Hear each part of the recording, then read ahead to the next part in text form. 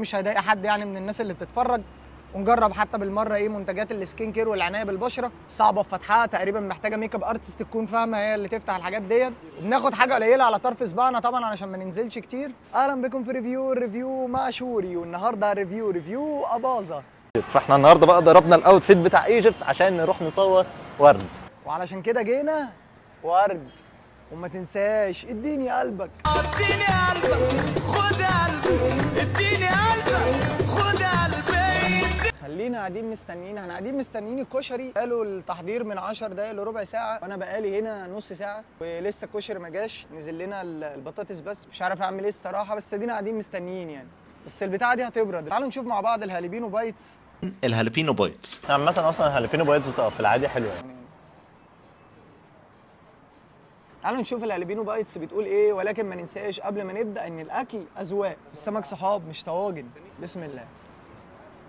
حلوه، هي مزيته سيكه، باين على صوابعي، مش عارف انتوا شايفينه ولا لا. زيته شويه بس البريدنج جامد، كريسبي والسبايسي جامد. السبايسي حلو، مش لدرجه اللي هو مش هتقدر تاكله يعني للناس اللي ما بتحبش السبايسي. الحمد لله على السلامه، هو قدر ورطف، الاكل وصل اخيرا بعد تقريبا قالوا 10 دقايق ربع ساعه. انا تقريبا بقالي ساعه الا ربع حاجه كده يعني. بس بعد ما الاكل طلع عرفت هو ليه الاكل اتاخر. حاسس ان هو مرسوم في فود ستايلست قاعده جوه بتطلع الاكل. طبعا ده الكشري العادي بتاعنا، كشري اسكندراني، وهقول لكم على حاجات بقى محطوط عليه وناقصه حاجات كمان.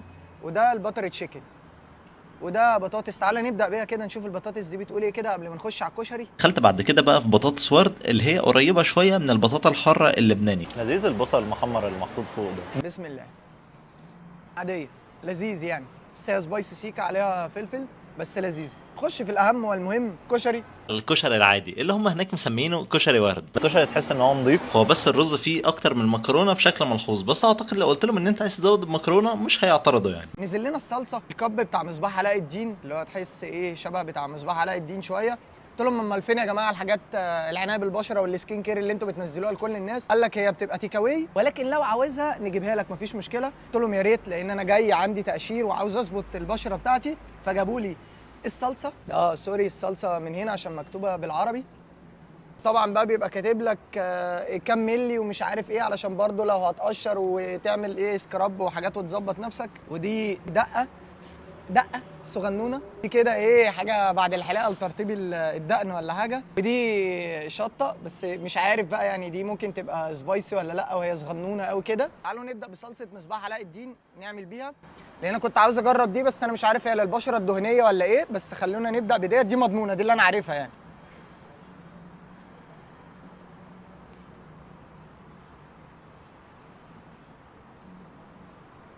ننزل بقى النازله. شكل الكشري هنا برضو تحس كده في اختلاف، مش الكشري بتاعنا يعني. ندي واحده دقه، دي الدقه بتاعتنا اللي انا عارفها برضو. يلا بينا. الشطه تحس انها حله صغنونه خالص. بالمناسبه شكل الحاجات يعني كديكوريشن الموضوع شكله حلو، تيجي تتسلى يعني، ولو في اطفال هيحبوا قوي الموضوع اللي احنا فيه ده. طبعا انا مش عارف هي هتبقى سبايسي ولا ايه، بس يعني انا خدت حته حلوه ونقلب ونشوف. طبعا انا مفتقد جدا ان حد يقعد بقى ايه الدخله بتاعت التقليب ويعمل لي الورد يعمل كده. اي نعم بيطير في السقف وما بينزلش تاني، بس ببقى مبسوط بالشو يعني. ولكن خش في الكشري وهو ده المهم. بسم الله.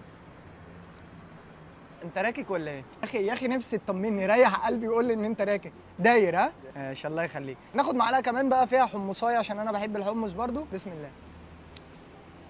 هو كشري حلو ويليق على سكان التجمع جدا، بس واحد زي عاشق الكشري بتاع الاماكن الشعبيه ومش عارف ايه، في حته حرشه كده في الكشري انت مش هتعرف توصفها، هي موجوده بس عربات الكشري والناس بتوع الكشري القديم ومش عارف ايه. قريب شويه اقول لك ليه، للكشري البيتي. دي حاجه غريبه جدا، طعم الكشري الجميل جدا اللي عاجبك في البيت. فاللي بيحب كشري البيت عارفين التركيه بتاعت كشري الشارع غير كشري البيت.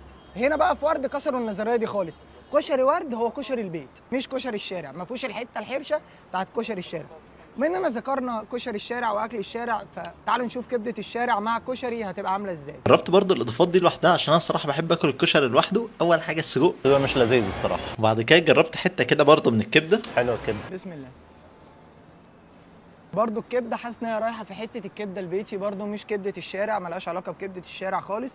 تقطيعات الفلفل، لونها الفاتح شويه، تقطيعه الكبده الكبيره، تحس ان هي الحاجه هي اللي عامله لك الاكل، تحس ان انت في محل، هي الحاجه عامله لك الاكل فمتوصيه حته الكبده الكبيره، الصلصه الكتير، التجربه كلها في الطبق ده بالنسبه لي تجربه بيتي. وبالنسبه للمكرونات للناس اللي بتحب الكشري في كل مكان، فبيبقى في مكرونه الاسباجيتي اللي هي الطويله، هنا مش موجوده. بالنسبه ان انا بقول التجربه البيتي، لا عندنا في البيت بيحطوا المكرونه الطويله عادي، فانا مش عارف ده يضايق الناس اللي جوه ولا حاجه، بس انا بحب المكرونه الطويله، اتمنى الاضافه المره الجايه. طلعنا من الكشري العادي، فتعالى نخش في الباتر تشيكن. او عشان احنا في ايجيبت هقول عليها باستا، فطلبنا حاجتين، واول حاجه بدات بيها هي باتر تشيكن باستا، وهي من اسمها عباره عن مكرونه بالزبده والفراخ. هي مديه شويه كده على طعم الباتر تشيكن اللي هي الانديان كده شويه. بس بوجه عام وعشان ادي الباتر تشيكن دي حقها، هي كانت حلوه قوي، بس لازم تتاكل في ساعتها عشان الزبده والصوص اللي فوق ده. وها هي باتر تشيكن باستا.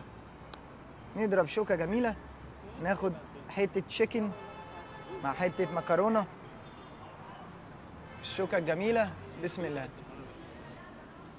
حلوه قوي، الهبل ده مظبوطه بالشعره، مفيش كده. الصوص خطير، مكرونه السوا بتاعها بالملي، تشيكن بتدوب في بقك، ما عنديش ولا كومنت عليها الصراحه، حلوه جدا. كويس ان انا لحقتها فعلا قبل ما تبرد. خش على اللي بعده، كشري الاسكندراني. بالكشري الاسكندراني، وده بيكون رز وعدس اصفر، بينزل معاهم بيض مدحرج وطماطم بالدقه او طماطم مخلله، ايا كان انت بتقول عليها ايه. هو انا ما اكلتش كشري اسكندراني كتير، بس هو حلو. وها هو الكشري الاسكندراني. ونقدر دلوقتي بما اننا وصلنا اسكندريه نقول احيي وايوه كل الكلام الجميل الاسكندراني ده. قرب بقى عليا شويه، عاوز اقول لك حاجه.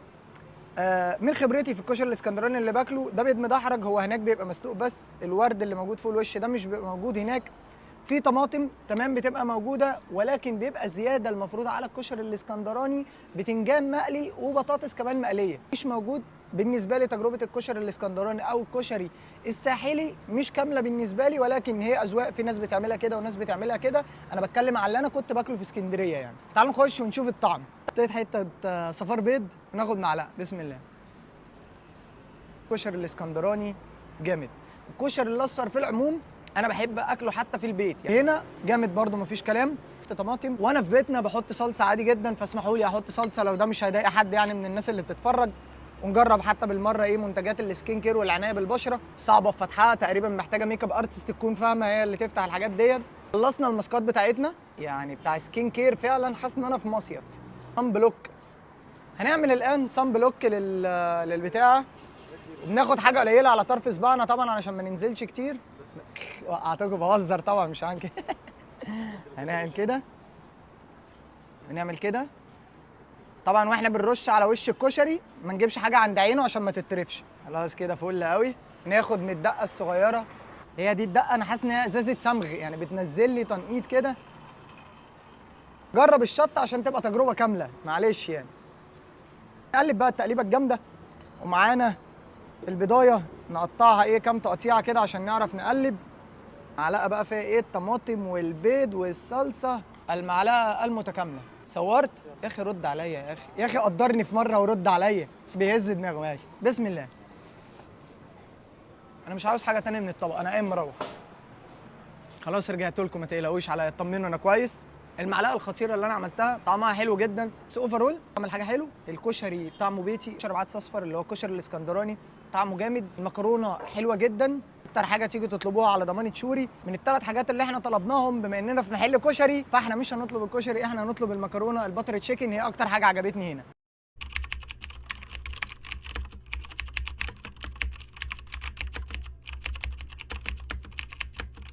ما تنسوش تقولوا لي في الكومنتات او تبعتوا لي على الانستجرام تحبوا الريفيو الجاي عن مين وفين. كالعاده لو محدش حل يومكم النهارده اقول لكم ان هو بيحبكم، فانا بحبكم. لسنا الوحيد لكننا الأفضل، لكننا الأفضل. لسنا الوحيد لكننا الأفضل، لكننا الأفضل.